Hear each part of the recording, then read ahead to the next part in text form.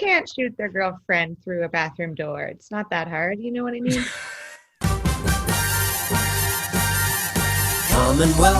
Commonwealth, the former empire, now Commonwealth. Is it relevant? Probably not.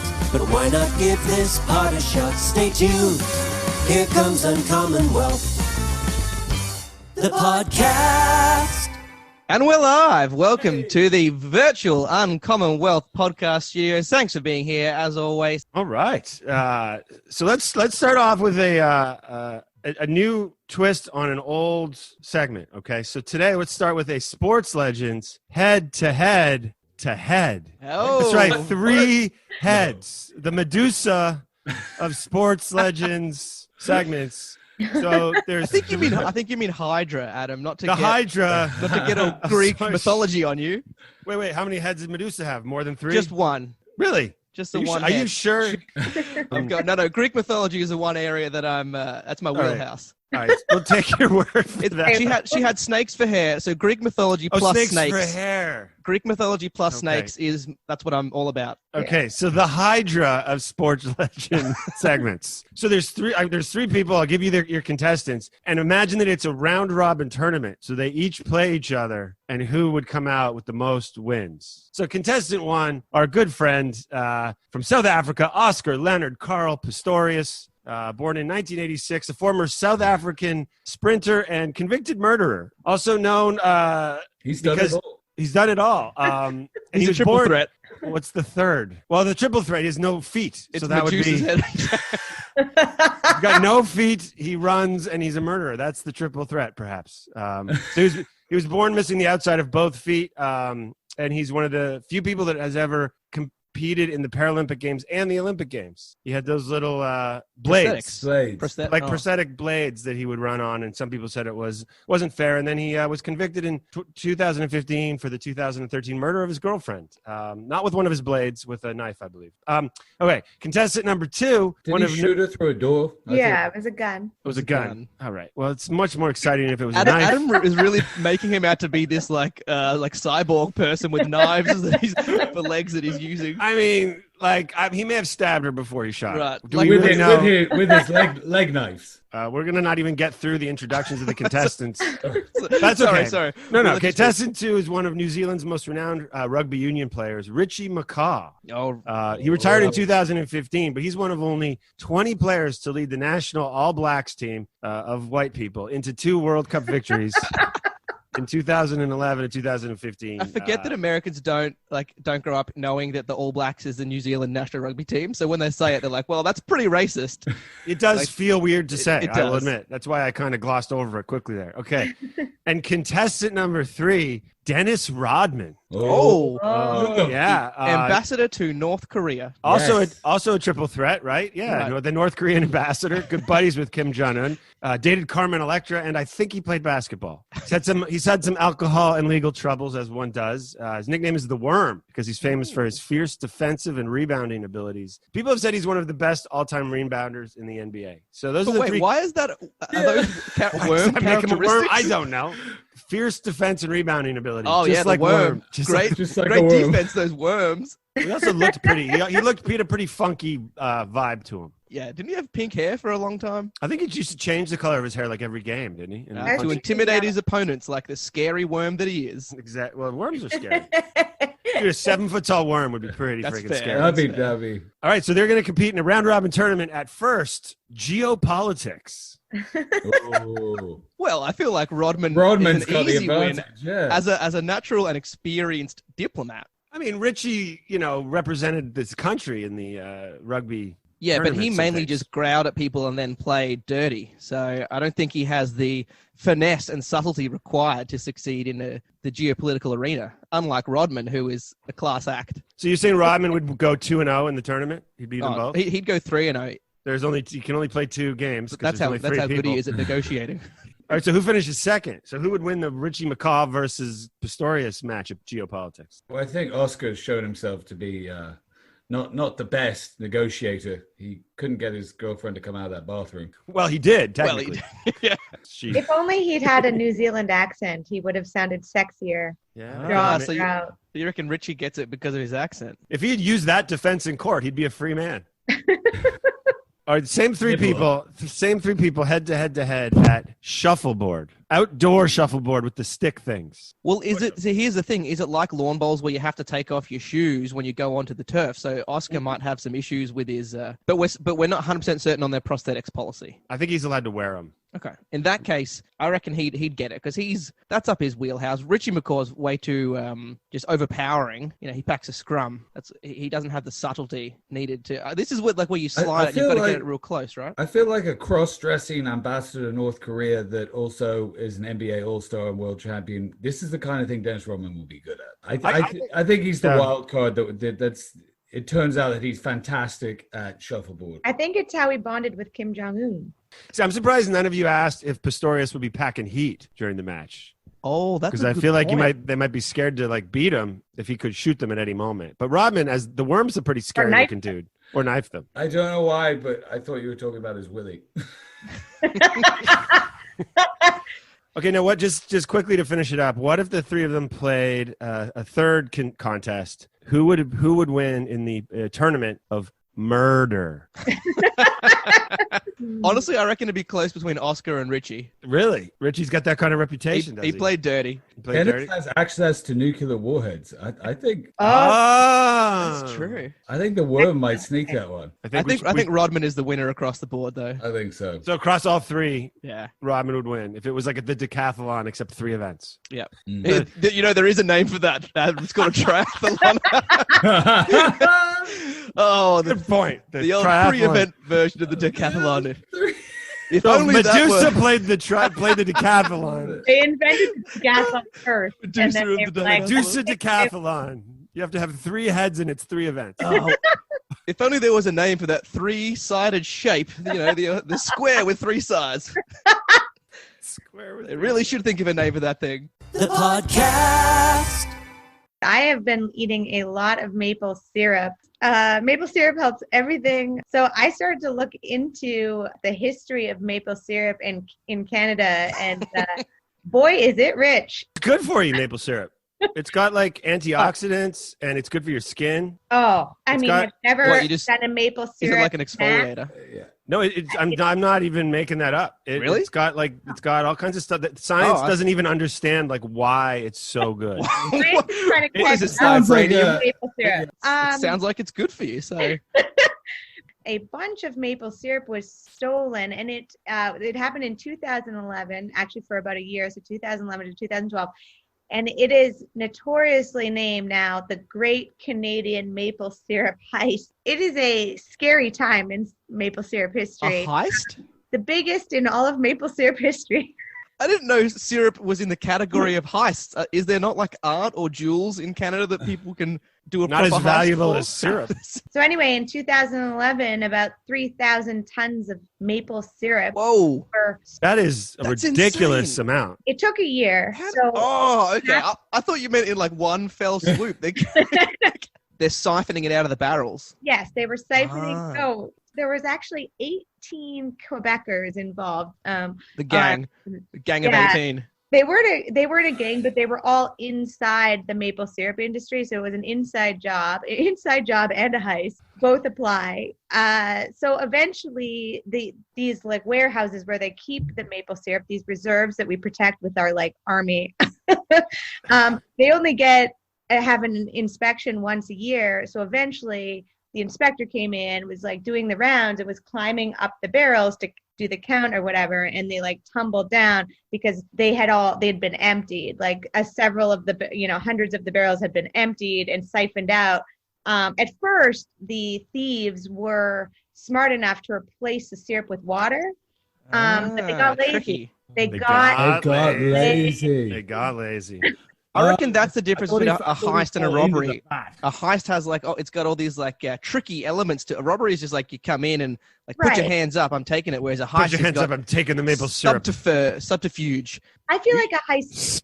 You just wanted to say subterfuge. So anyway, that's the Great Canadian Maple Syrup Heist, and it haunted the maple syrup industry for years. And actually, was one of the reasons that they created the reserve that they now have in Quebec.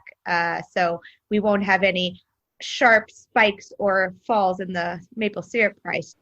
What's it called? Isn't it literally called like the Canadian Strategic Maple Syrup Reserve? That's insane. Yeah.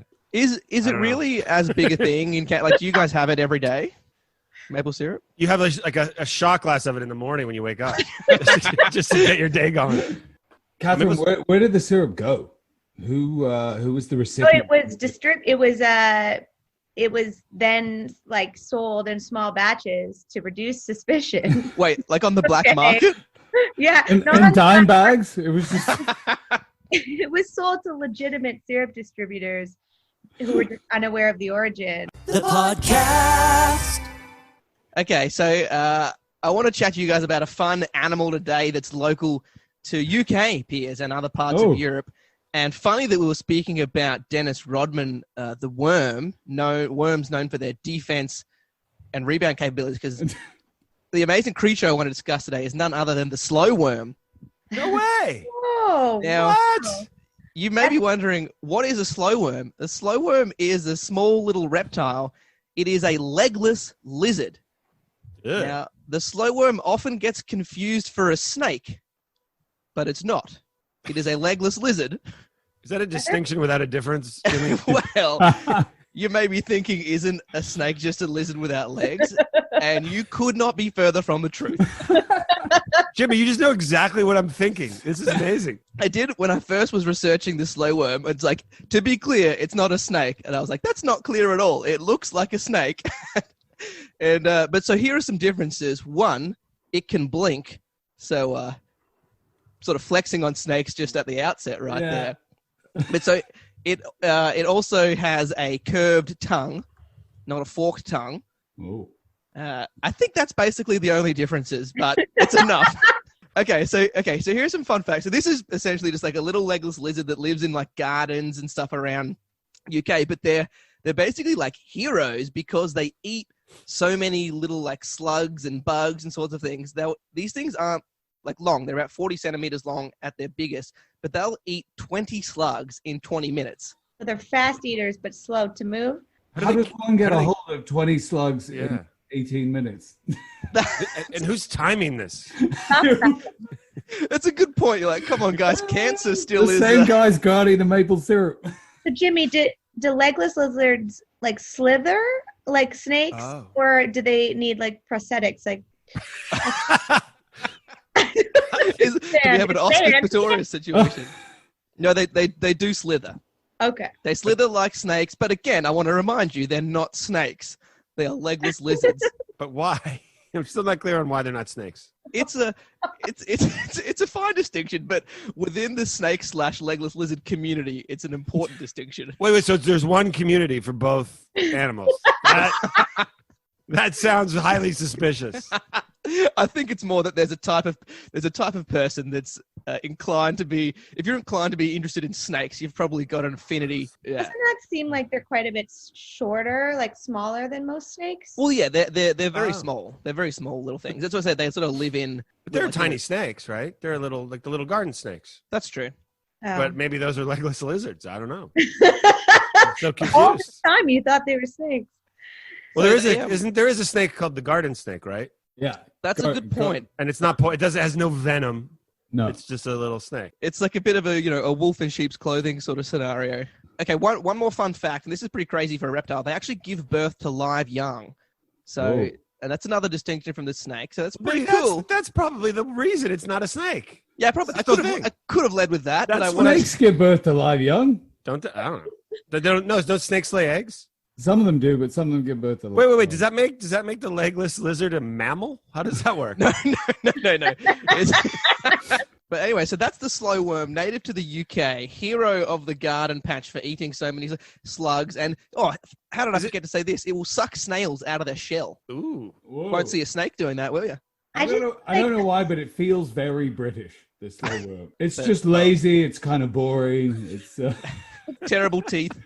Why do they call it a slow worm if it's neither a worm nor the slowest of the worms? Well, snake was taken, I think. That's the main reason. Best answer ever. Okay. I feel like you saw that it was a slow worm and wasn't a snake, and just was like, "I'm gonna spend. We can. This will last for 5 minutes." Oh, I got excited. No doubt. You got very excited. That was my fun fact. I've never heard of it. It was very interesting. I actually have a snake phobia. I'm not scared of spiders, anything else. Like I am petrified of snakes, and now I have to be scared of slow worms too. That's the thing. You don't have to be scared of slow worms. They're not snakes. You can They go look like snakes. frolic I don't understand. Anyway, it's the slow worm. Does Medusa have snakes or slow worms coming out of her hand? Oh, The podcast. Some very interesting news from around the Commonwealth.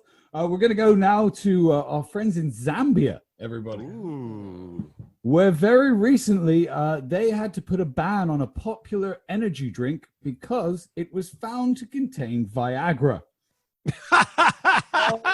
right. They were selling millions of cans of this drink called High Energy Drink SX, which is a bit on the nose. It contained, they found out it contains sildenafil, which is an active ingredient in oral therapy for erectile dysfunction. Why is that a problem? Yeah. Well, so Were they all getting boners after they had the power drink? Because like, who fine does for, it? Fine for Isn't home, that but what you not want good for to a have business happen meeting. when you have a power drink?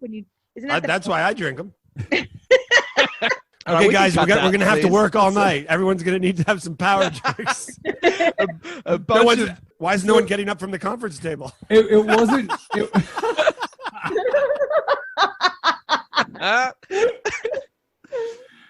Just a couple guys shooting pool. It turns out that it wasn't just a tiny amount of Viagra either.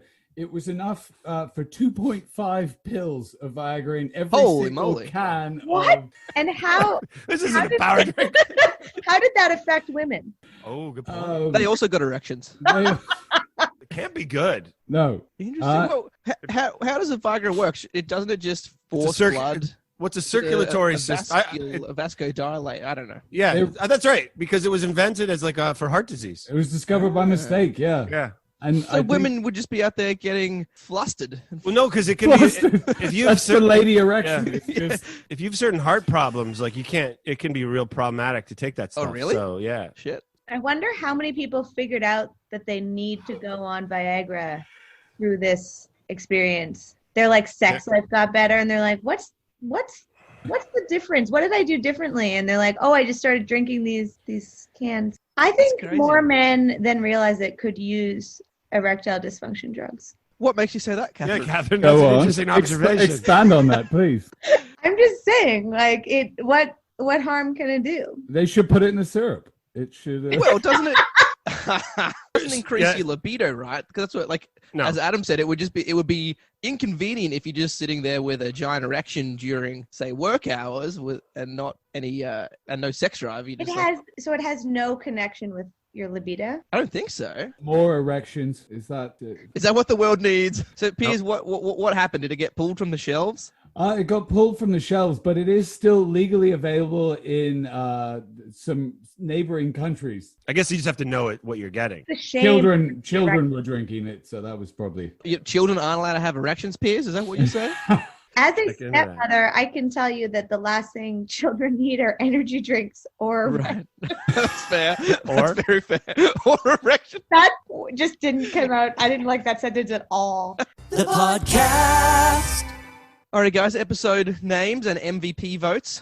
Adam. So what I think, I would say another possible name would be a square with 3 sides. Yes, I like that too. I noted that. Viagra in a can, and I vote Catherine for MVP because Yeah. we kind of knew what was coming, and it was still super fun.